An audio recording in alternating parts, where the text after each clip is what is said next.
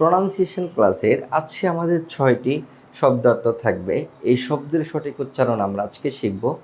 আমরা এটাকে নর্মালি বলি খাপ বোর্ড, খাপ বোর্ড, বাট এটার উচ্চারণটা হবে খাবার্ড, খাবার্ড, খাবার্ড।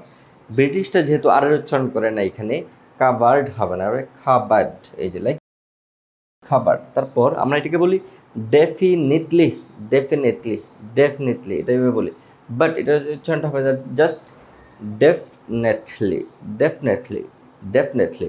আপনারা আমার সাথে বলার ট্রাই করেন, ডেফিনেটলি, ডেফিনেটলি, ডেফিনেটলি, এভাবে বড় করার কোনো প্রয়োজন নেই। তারপর আমরা বলি স্কেপ, স্কেপ, বাট এটা উচ্চারণ স্কেপ। যেহেতু ব্রিটিশটা একে বলে এই, তাহলে এখানে হবে স্কেপ, স্কেপ। আর সিয়ের উচ্চারণটা হবে খ, স্কেপ, স্কেপ। তারপর আমরা এটাকে বলি ডেজার্ট, ডেজার্ট, মরুভূমি, যেটার বাংলা অর্থ এটাকে ডেজার্ট বলি, বাট এটা হবে ডেজার্ট, জাস্ট ডেজার্ট, ডেজার্ট। এইখানে আর এর উচ্চারণটা হবে না। এখানে দুইটা গুরুত্বপূর্ণ শব্দার্থ আছে। একটা হলো WOMAN, WOMEN।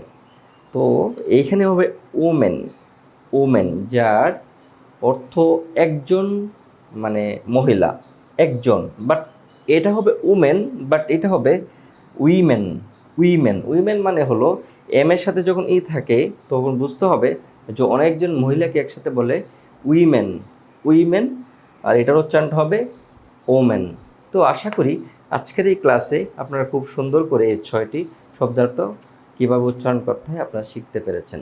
তো ইংলিশ ক্রাফটের সাথে থাকলে আমাদের নিয়মিত অনেক ক্লাস থাকে, আপনারা অবশ্যই সাথে থাকবেন। যারা ভিডিওটি ফেসবুক থেকে দেখতেছেন আশা করি চ্যানেলটিকে ফলো করে দিবেন, আর যারা ইউটিউব থেকে দেখছেন চ্যানেলটিকে সাবস্ক্রাইব করে দিবেন। আসসালামু আলাইকুম রহমতুল্লাহ।